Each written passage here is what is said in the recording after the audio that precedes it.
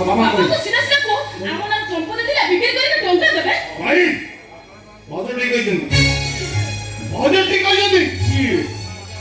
पैसा 200 देली बापा मोती जो जो पूरा बर्बाद कर दे ना बोलो स्कूल पाठ पढ़ेला ना पिने वाला ड्रेस देख पाले अरे अन्य घर पिला माने इंग्लिश मीडियम पढ़ला वाले बापा को छाड़ देले प्राइमरी स्कूल गोळा को बकर मका गुड़े दिन नीचे कदली अंडा पेंशन टका खाई के पुष्ट 2 मास हो गले बुढ़ा देखिले सब बुढ़ा दिन चल हां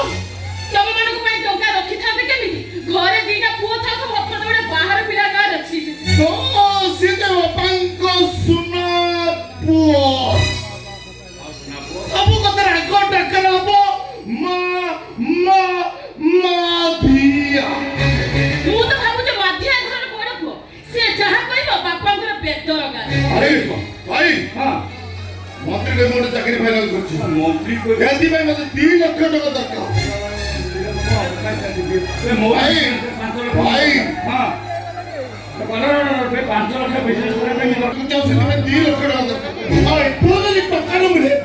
तारे घर में निया होगे थी बिना निया हमने से थोड़ा ना सब तो निया हो मोरी 5 लाख टका दरकार ती भाई अपन को रास्ता पर जमीन बिक्री करके 8 टका दे तो हमको देबे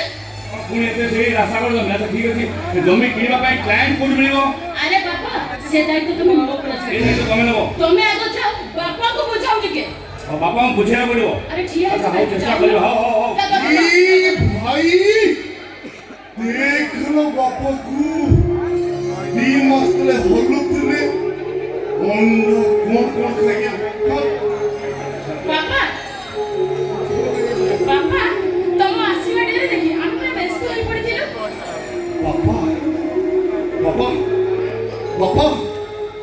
अपन टिका चंदन लगी गोपबन 10 टू और सुंदर देखो जतरे बापा बिकी अपन कोड देखिले रजिस्टर ऑफिस को रजिस्ट्रेटी का यो रजिस्टर ऑफिस काहे को सब काहे की उत्तर देई परिबिनी बापा बिकी बड़ी गोटे मेडिसिन काटी गोले कोन टिके थोड़ा ले बापा थोड़ा ले मोर चाकरी फाइनल ली बापा मंत्री कहते 2 लाख टका दरकार एथो चाकरीटा हाथ चल जीवो मु आपण पेंशन अंडा किछि मिलियन बापा बर्बाद हो जीवो 2 लाख टका मानी कोठो ता छोड़ा लांच देई चाकरी करिवार निशाटा मनरु पछि दियो बाबा लांच न से बाबा मु भी एमदी घरे बेकारी बसि आपण जानथि आपण बहुत उदाहरण करे 7-8 लाख टका दियो गोटे घर बिजनेस आरंभ करके घर तम मान पाठ पढ़ा करज सुजी अंटा सड़की पारुनी एते टका आनी भी कौटो बाबा जहा भी अछि सेतु कोन गुफुए कथा कहतो माध्यम में उड़ी आछन बापा को सीधा सीधा कहियो तमे ठीक कहिছো को बंका कथा जमार बुझी पारुनी ए जगन्नाथ दास जीवन रे हाथ बंका करी कहा पाके हाथ पतई ता पिला मानु को मनुष्य करिनी तेनु मो पिला माने सीधा कथा कहिबा सिखिबे कोडू तमे टिके मो पिला मान को सीधा कथा कहिबा सिखाई दियो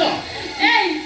देखो जो तमे के ठिया जे बापा के मते इंसल्ट विद्रुप करूनी रे बा नुआ बहुटिए सासु घरे पाद देले बेले से आस्ते आस्ते नई चले आ सेई नई चलीबाटा तार अभ्यास रे परिणत होई जाए सब कथा रे नई जाई सब सही जाए आ तमे तो कोर्ट मैरिज करी हाई हेले पिने सीधा बेडरूम भीतर को बसे आसी जो बंका कथा बुझिलो बाबा मो नमाल बुझी बाबा आपण उत्तर सिमन बंका कथा कथा बता इंसल्ट करते कोन कथा कहबा ओ तो स्त्री रो सीधा कथा रे कोन कहू ना स्त्री रो सीधा कथा हम समस्त निष्पत्ति होची से रास्ता का प्लॉट का हम बिक्री करे आपण टंका देबे बाबा भाई ठीक अछि हां भाई पर कथा कहै छी हाथी आपण बुझु तो भाई ठीक कथा कहै छी हां जमी बिक्री गले भाई बिजनेस करे मोर चाकरी जीव का टेंशन कले सुन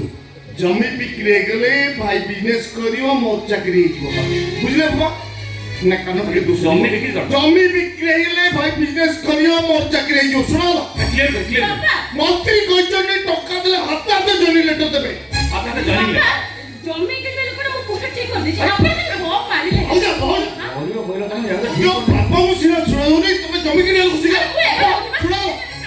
वीडियो लोग तो रेडी कर सकता मान्य और तो लेके बसी खड़ा कर दो नहीं अच्छा किसी काम कर फोन कर डाको ए ଏବେ ସାଙ୍ଗେ ନଉଛ आओ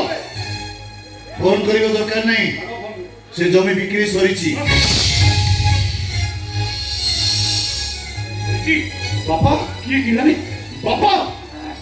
ତହସିଲ ଯାଇଛନ୍ତି ସାଇନ୍ କରିଛନ୍ତି ମାନେ ବିକି ସାରିଛନ୍ତି ବାପା ଶୁଣନ୍ତୁ ଶୁଣା ଯାଉଛି ନା ଆରେ ଶୁଣ ବାପା ସାଇନ୍ बर्बाद भाई बर्बाद ହେଇଗଲା ବାପା କଣ କରିଦେଲେ ବାପା ମେନ୍ କେ ଟଙ୍କା ବିକିଲେ କୁହନ୍ତୁ କାଇଁ ଟଙ୍କା କାଇଁ ବାପା ଆଜି ଯାଇ ଯୋଉ ପାଠ ପଢୁଥିଲା ଚକା ପକେଇ ଗେଫା ମାରୁଥିଲା କେବେ ପଚାରି ବୁଝିଛ ଏସବୁ ଆସୁଛି କୋଉଠୁ